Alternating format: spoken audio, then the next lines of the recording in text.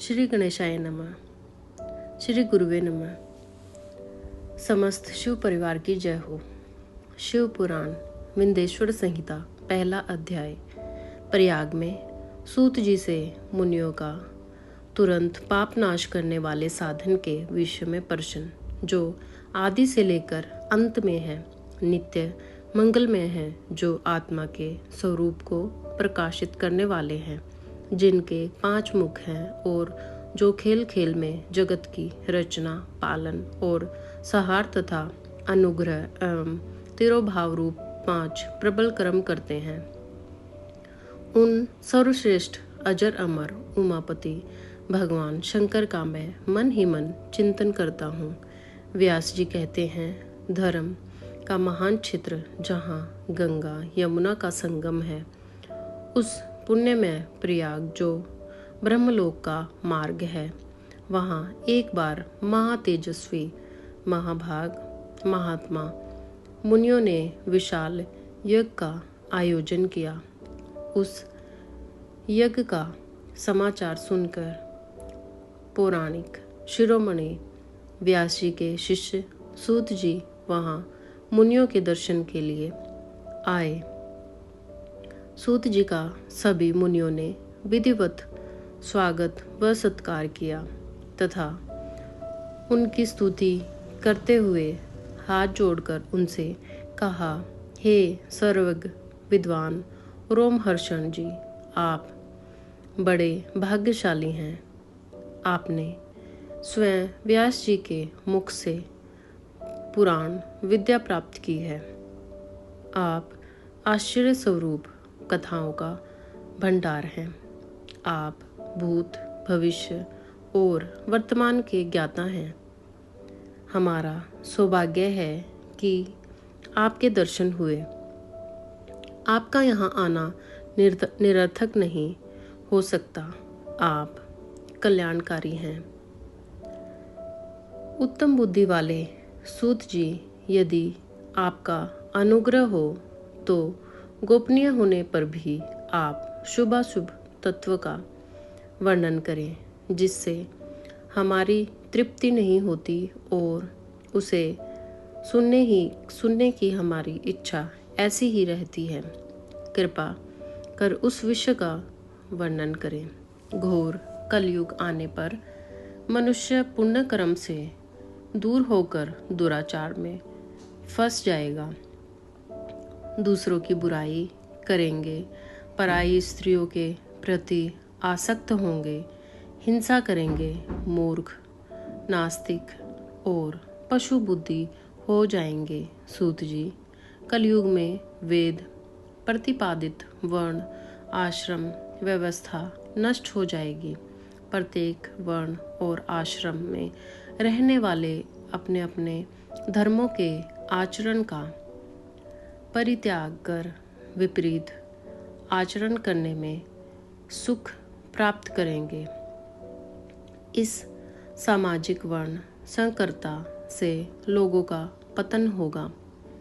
परिवार टूट जाएंगे, समाज बिखर जाएगा। प्राकृतिक आपदाओं से जगह जगह लोगों की मृत्यु होगी। धन का क्षय होगा। सर्वार्थ और स्वार्थ और लोभ की प्रवृत्ति बढ़ जाएगी। ब्राह्मण लोभी हो जाएंगे और वेद बेचकर धन प्राप्त करेंगे। मद से मोहित होकर दूसरों को ठगेंगे। पूजा पाठ नहीं करेंगे और ब्रह्म ज्ञान से शून्य होंगे।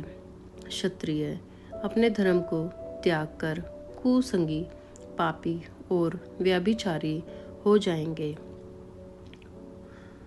शौर्य से रहित हो वे शूद्रों जैसा व्यवहार करेंगे और काम के अधीन हो जाएंगे। विश्व धर्म से विमुख हो संस्कार भ्रष्ट होकर कुमार्गी, धनोपार्जन परायण होकर नाप तोल में ध्यान लगाएंगे। शूद्र अपना धर्म कर्म छोड़कर अच्छी वेशभूषा से सुशोभित हो व्यर्थ घूमेंगे। वे कुटिल और ईर्ष्यालु होकर अपने धर्म के प्रतिकूल हो जाएंगे। कुकर्मी और वाद विवाद करने वाले होंगे। वे स्वयं को कुलीन मानकर सभी धर्मों और वर्णों में विवाह करेंगे। स्त्रियां सदाचार से विमुख हो जाएंगी। वे अपने पति का अपमान करेंगी और सास ससुर से लड़ेंगी, मलिन भोजन करेंगी। उनका शील स्वभाव बहुत बुरा होगा। सूत जी इस तरह जिनकी बुद्धि नष्ट हो गई है और जिन्होंने अपने धर्म का त्याग कर दिया है, ऐसे लोग लोक परलोक में उत्तम गति कैसे प्राप्त करेंगे, इस चिंता में हम सभी व्याकुल हैं। परोपकार के समान कोई धर्म नहीं है। इस धर्म का पालन करने वाला दूसरों को सुखी करता हुआ स्वयं भी प्रसन्नता अनुभव करता है। यह भावना यदि निष्काम हो तो कर्ता का हृदय शुद्ध करते हुए उसे परम गति प्रदान करती है। हे महामुने, आप समस्त विद्वानों के ज्ञाता हैं। कृपा कर कोई ऐसा उपाय बताइए जिससे इन सबको पापों का तत्काल नाश हो जाए। व्यास जी कहते हैं, उन श्रेष्ठ मुनियों की यह बात सुनकर सूत जी मन ही मन परम श्रेष्ठ भगवान शंकर का स्मरण करके उनसे इस प्रकार बोले, ओम नमः शिवाय।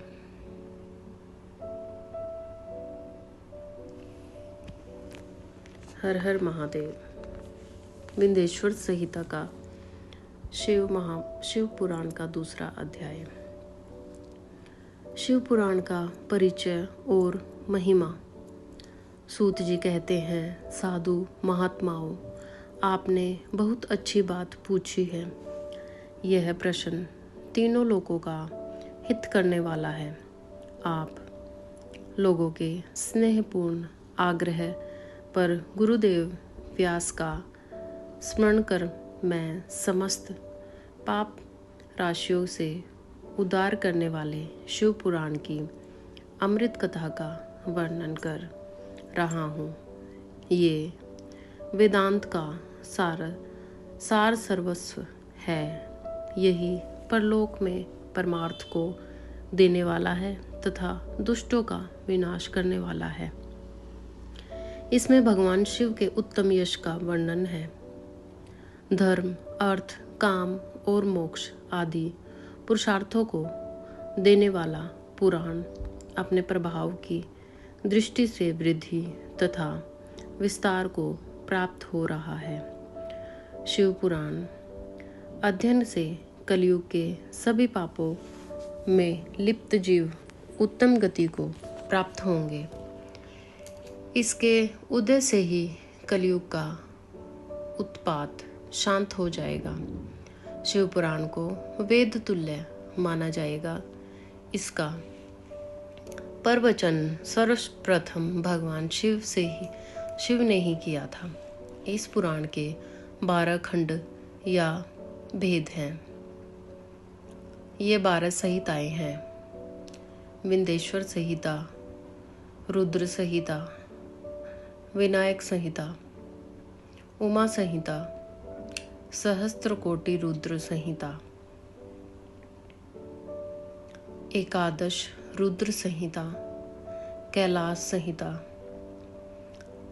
शतरुद्र संहिता, कोटि रुद्र संहिता, मात्र संहिता, वायवी संहिता तथा धर्म संहिता। विंध्येश्वर संहिता में इस 1000 श्लोक हैं, में 10,000 श्लोक हैं। रुद्र संहिता, विनायक संहिता, उमा संहिता और मात्र संहिता प्रत्येक में 8,000 श्लोक हैं।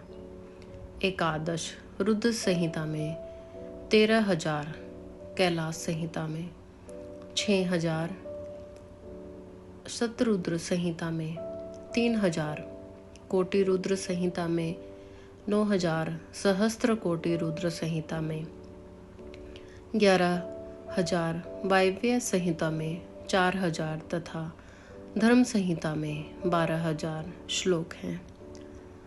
मूल शिव पुराण में कुल 1,00,000 श्लोक हैं, परंतु व्यास जी ने इसे 24,000 श्लोकों में संक्षिप्त कर दिया है। पुराणों की कर्म संख्या में शिव पुराण का चौथा स्थान है, जिसमें 7 संहिताएं हैं।